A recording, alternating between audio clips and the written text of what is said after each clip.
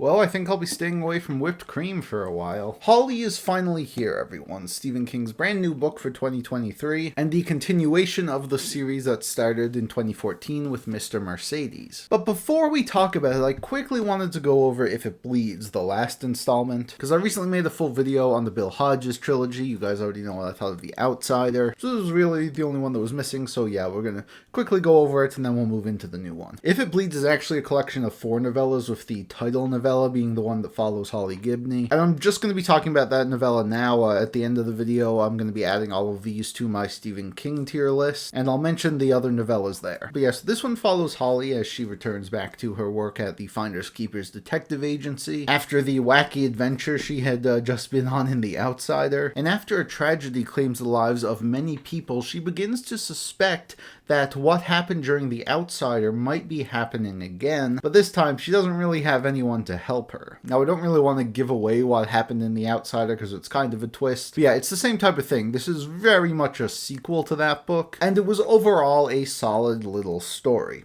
Emphasis on little, because, you know, it was a novella, was not very long. And because of that, this story was a lot more straightforward, not all that much to it, but it was still an entertaining little detective story with a supernatural twist. But with Holly, for the first time, being the main character of her story, we do get a lot of focus on her, as well as her relationship with some of her family members, notably her mother and her uncle. And I thought the stuff that this novella did with them really deepened my connection with Holly, really fleshed her out more. So overall, I did have a pretty good time with it, and I would definitely consider it required reading for this series. If you think just because it's a novella part of another collection that you don't really need to read it, you can just skip on over to Holly. No.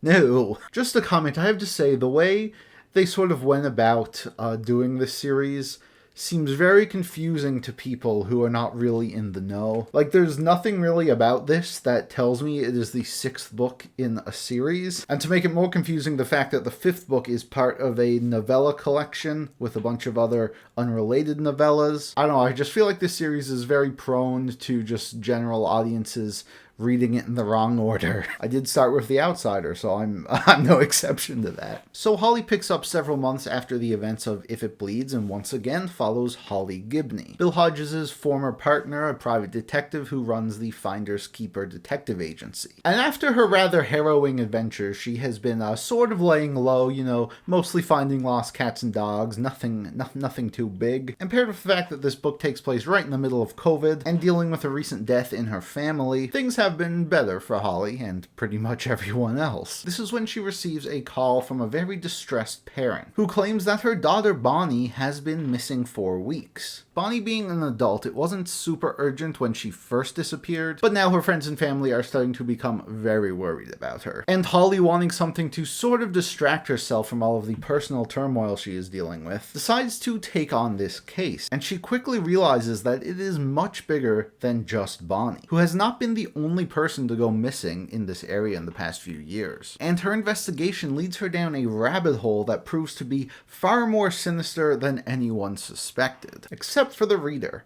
because this book sort of harkens back to the original start of this series. Because while Holly is gathering clues, piecing evidence together, we are also following Emily and Rodney Harris, an elderly couple, retired professors, and serial killers. While I will not get into the nature of what this couple does, they are the ones who have been kidnapping people and are a major focus of the story. Much like the original Mr. Mercedes and Finders Keepers, we are jumping back and forth between these two sides, watching them all play out. A big difference though, where Mr. Mercedes and that stuff was all happening in real time, the serial killer story actually starts years back when the killings first began, and each time we check back in with the killers, the timeline has moved forward. And as these two stories inch closer and closer together, Holly realizes that she may be dealing with the worst evil she has ever faced. So I really liked how this book was structured. It felt like a perfect blend between, you know, the original books and stuff like The Outsider, where we're still seeing into the minds of the killers, we're still like seeing all the things that they're doing, all the things they say and believe. They're absolute monsters, but King just does an amazing job fleshing them out. But because we are not following their story in real time, there is is still a lot of mystery and suspense within the present timeline, because you don't really know exactly what's happening with the killers at that moment. I thought Holly's investigation here was very compelling. I love seeing her go around interviewing people,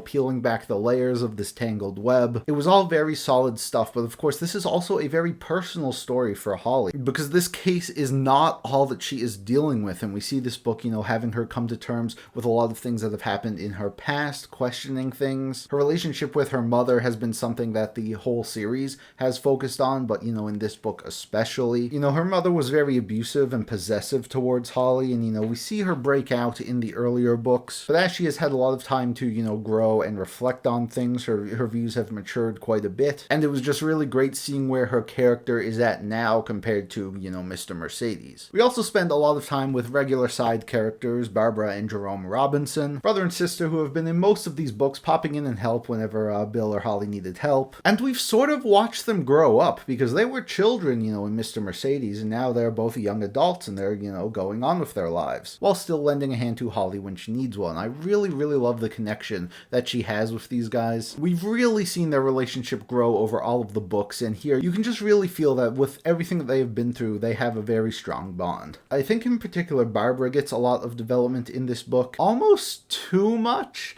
I did really like her subplot, and while it does connect back to, the bigger picture at the end, I kind of feel like a lot of it didn't really serve the plot much. But that being said, I still really enjoyed it, so, it's more of a minor nitpick. I just really love these characters after so many books. And as for the other characters, this is King's specialty. He's so good at just writing very realistic, believable characters. They may not be in the story for very long, but characters never stood out to me as feeling underdeveloped or half-baked. I felt like this was also shown through King's handling of the COVID-19 pandemic, which is something that we all lived through, we all vividly remember. It just happened. It's not even really over, even though we've all sort of moved on. Yeah, COVID plays a huge part in this story, not just in, it affecting certain characters in certain ways, but in just the general vibe of how everything is working. Society was half shutting down, everyone's wearing masks, all this anxiety about who's vaccinated and who isn't,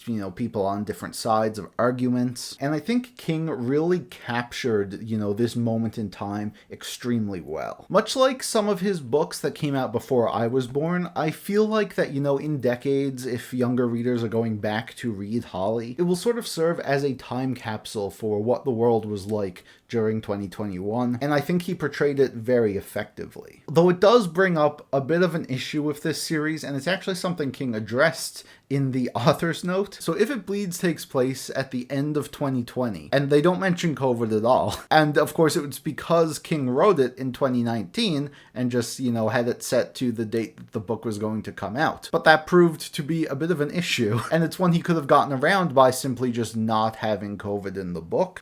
He's built a whole multiverse, he doesn't need to follow real life events. But COVID ended up being such a big aspect of Holly that I don't really know how he could have gotten around it. So we're sort of just left with this glaring plot inconsistency, which I can't really blame him for, and I do like what he did with it, but it's just a minor annoyance that you can't really get around. But yeah, COVID is not the biggest issue in this book. Of course, that would go to Emily and Rodney Harris. They were very interesting villains for reasons I'm not really going to get into. They did really feel like classic King villains while also being unique, and I really enjoyed seeing their descent into madness. Of course, then everything builds up to a climax, which I found to be extremely suspenseful and tense, but as a fan of this series and its characters, I found it to be extremely satisfying and cathartic. I don't know if King intends this to be the last time we will see Holly Gibney, but if it is, I could not be happier with how this story wrapped up. To the point where I think I can easily call this my favorite of the series, and a definite highlight in Stephen King's already very prolific bibliography. It was entertaining and fast-paced from start to finish, and I think if you've enjoyed the series up to this point,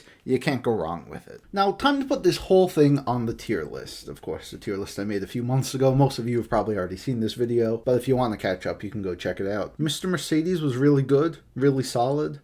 Think I'm going to be placing it in B tier here. Again, B tier, pretty good books, not King's best, but ones I greatly enjoyed. And I did enjoy Finders Keepers a bit more than Mr. Mercedes. Definitely my favorite of the original trilogy, with End of Watch, unfortunately, being my least favorite.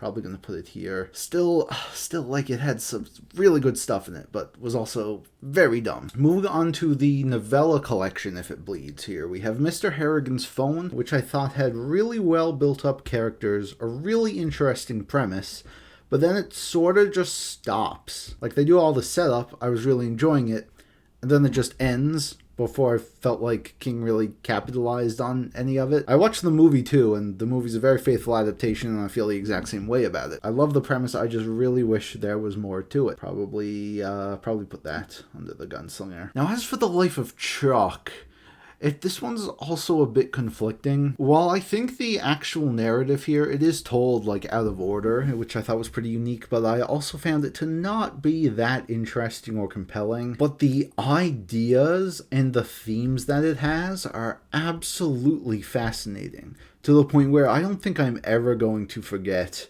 about The Life of Chuck. In fact, I think Mike Flanagan is actually going to be adapting it into a movie, which I'm really interested to see. There are just such amazing ideas in this, but I don't really think it all came together in the end, like overall. But I would still recommend people check it out, because it's something else. If It Bleeds, I thought was probably like lower B tier. Probably just put it above Fairy Tale here. I was really positive on it. I do think it's pretty good, but where it's just so short, it doesn't really leave the impact that the other stories do. And that's for Rat. I really liked Rat. I think I'm gonna put it here. It felt very classic Stephen King, just a writer trapped inside a cabin during a storm, potentially losing his mind. You don't really know if he's losing his mind or not. I really liked the atmosphere of this one and how it left a lot of things up for interpretation. And Holly is going to be the first book of this series to get an A, and I think I'm gonna put it up here. I really enjoyed it, and I'm just so happy that after all of these years, Stephen King is still out there writing great books. So with that, thank you all so much for watching. You can leave your thoughts on any of these books in the comments down below. Let me know what you thought of Holly if you've read it, and I will see you very soon,